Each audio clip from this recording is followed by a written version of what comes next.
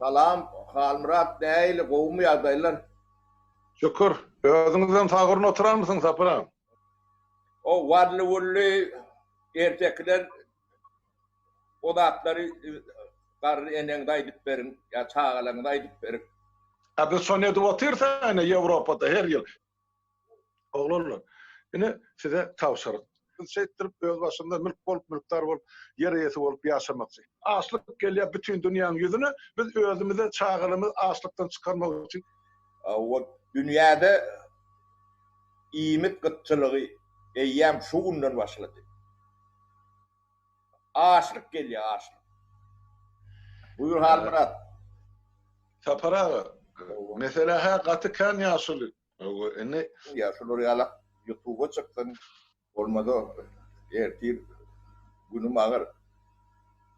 Nimetmenlik naydar. O bizim aklımıza eğerdeler. Hem de gül yalak olup geçer. Sen sırtın gatıp gez. doğru sapara. Men bir 20-30 yıl yani Türkmen cemiyetinden uzakırak da Halmurat. Sen o karnın doyurup bir eşiretin yönü. Şeyden yıllanam ölmeden. Yani ilk görümde kaçayan. Sen beynini işlep geçen o zaten. Biz indi 30 ýyllap bu halkyň aňyny, ine biz siz bilen diňe halkyň hasabyny ogurluk edip näme iş ederiň tapawdy ýok, üýtgeje tat ýok da sapara. Men şonu aýtjak boldum. Alacımız yok yer saatten kontrol ediyorlar Halmurat. Bizim o men yan kumlu olan son sen kontrol aslında taklamasak diye sen diye edeceklerin kendi şey demediler de.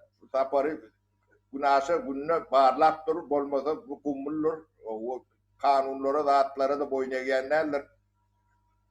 Bunu kontrollü saklan. Billerin ağım sapara. Ölsün, yetsin, yıkılsın, yere de çöreği yok. Yine zay kırayın tölemelisi. O yaşlı, yine sular yağdığı var. Bir ne sekak, bir yol yok mu, çıkılgı yok mu? Kime yüz tutmalı biz? O nahil, biz bir halkı tep edip üstüne kata uğrat. Bulun onun beynisi yok diysen katı olacak oluyorlar. Halk şunu düşünün demedin. Yüğünüm ayttım ben şu yakar iyimit bu arada. İyimit bıçılığı yeni bir zapar kaytalayın ağaçlık geliyor. Bundan kaçıp olacak yağdayım yok. Görünen yok şu an. Ne ehli dünyada bu problemi dünyada ortaya çıkıyor. Yani şundan ben at kaygılılar Halmurat. Yatıp yatacak sapara. Bu atlar elementar atlara bu atlar. Kullarım motordu, zay kıraylarım töleme zat yok.